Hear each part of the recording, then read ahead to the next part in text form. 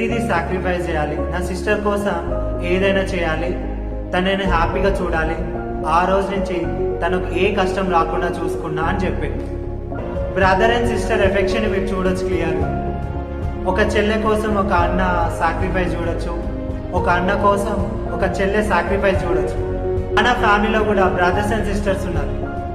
It is our responsibility.